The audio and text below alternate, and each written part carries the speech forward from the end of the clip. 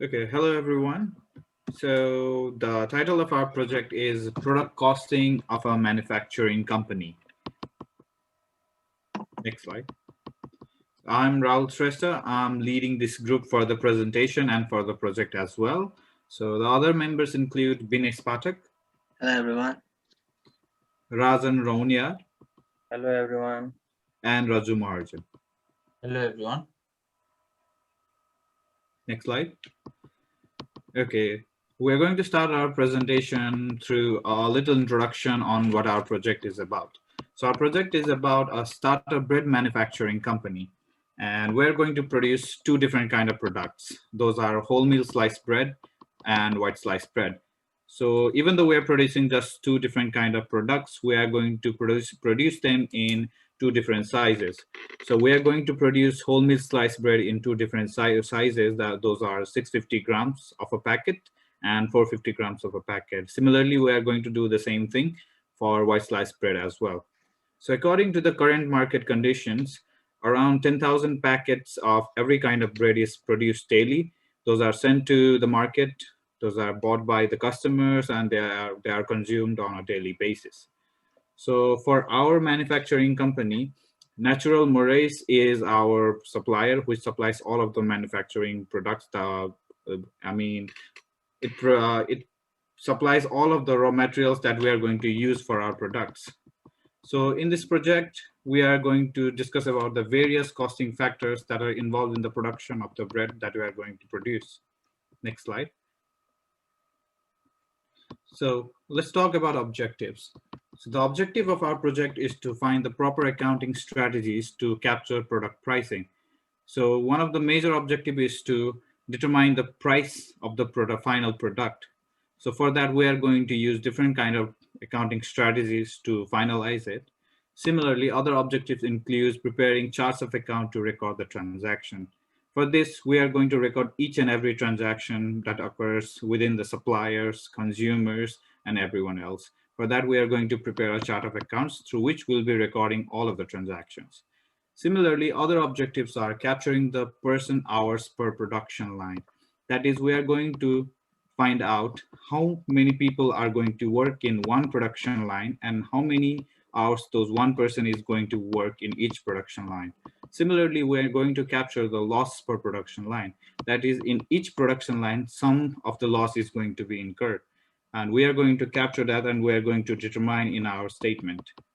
Similarly, we are going to find out the different cost categories. There are going to be a lot of costs that is going to be incurred, and we are going to categorize them into different categories. And just like any of the business that goes around the market, one of the major objective of our project as well is to maximize the profit for our business. Next slide.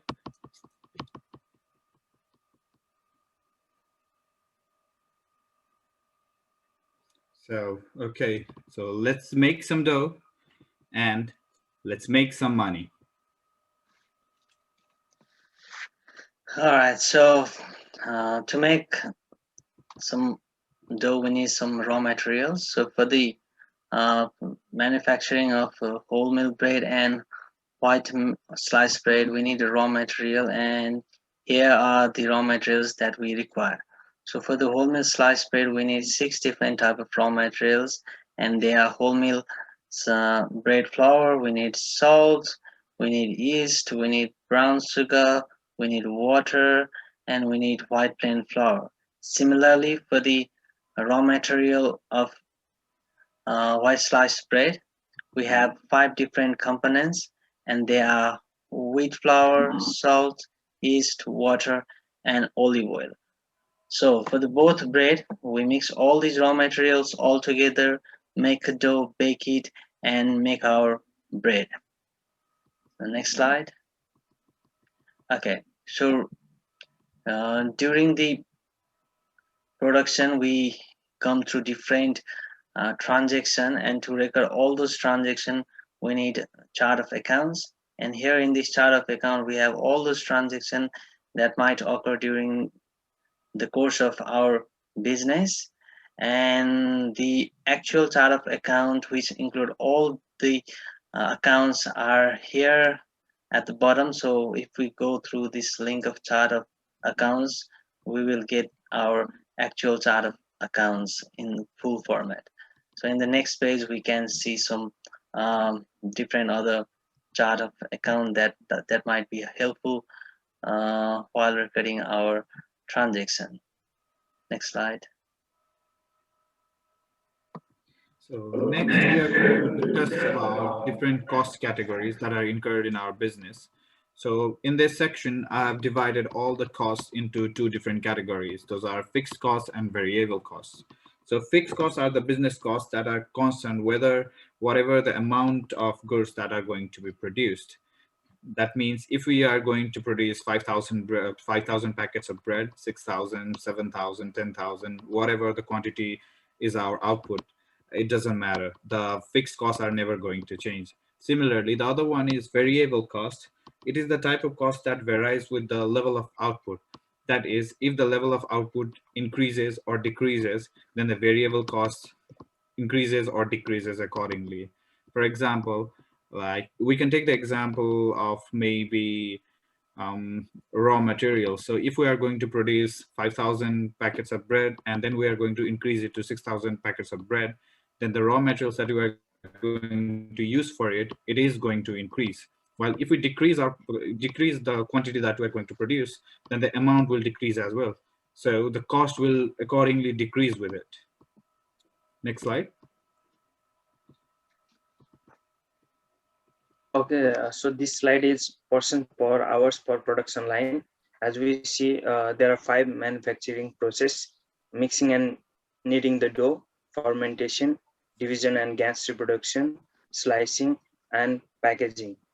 So as we can see, the number of workers are more in packaging line, that is 15 workers, whereas 5 workers is the less workers, that is in mixing and kneading the dough, which is 5. In this production line, there are altogether 38 workers, and the total number of hours that we have calculated is 154 hours each day, and which we gonna calculate the wages of workers per production in our production line, and this can be used in profit and loss statements. Next slide. Ready or not, here I come. My topic is loss per production line. As we know, if a company generates profit, it will generate some losses as well. And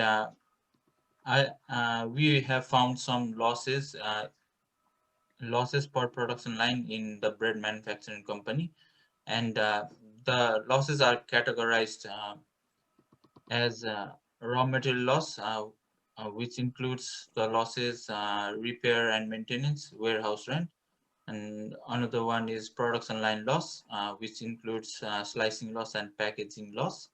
Another one is utilities loss, which includes energy loss and breakdown losses. And the last one is labor loss, which includes loss due to injury and labor cost. Next slide. Okay, so here we come with the overhead expenses for the production company. So this table is about the various overhead expenses that involved during the production of a bread. So what is overhead expenses? So overhead expenses is all those expenses other than the direct expenses involved in the production of bread. So here we have various overhead expenses, but here in the table I have just selected 5 important overhead expenses, that is administrative salaries. That this is the salaries that we will be providing to the staff working in the office.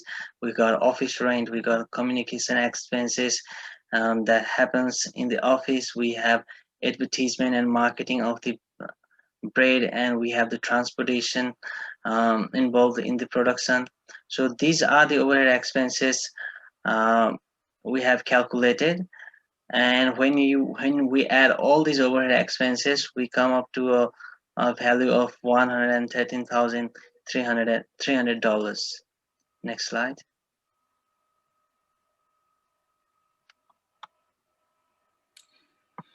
Okay, on the next slide, we are going to discuss on the product costings of the items involved.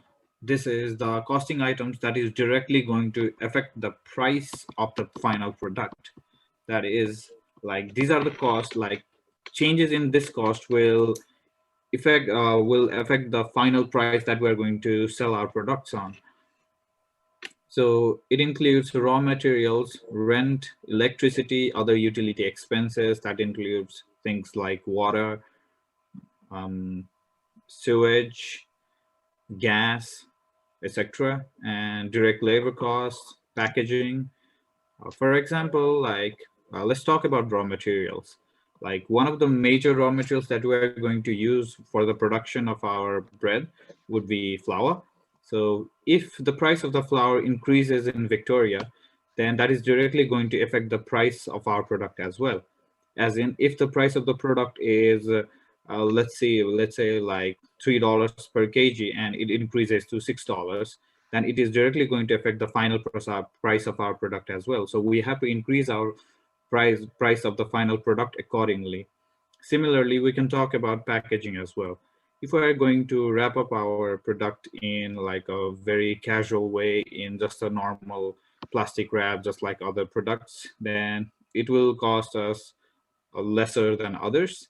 But if we're going to make it look more luxurious and make it like, we'll wrap it in a very fancy packaging, then that is going to affect the final price of the product.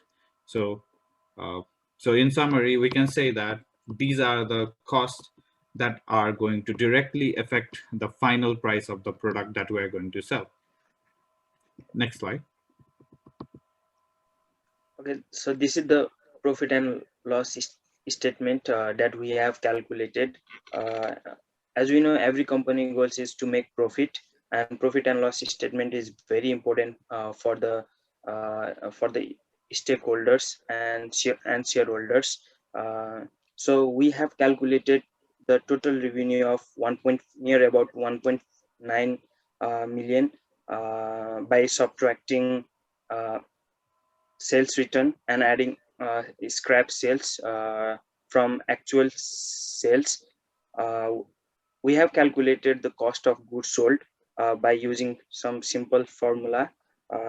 Cost of goods sold equal to beginning inventory plus cost of goods manufactured minus ending inventory. Normally, we have calculated cost of goods manufactured by adding up direct labor uh, plus direct material and direct overhead expenses, which directly related to our production line.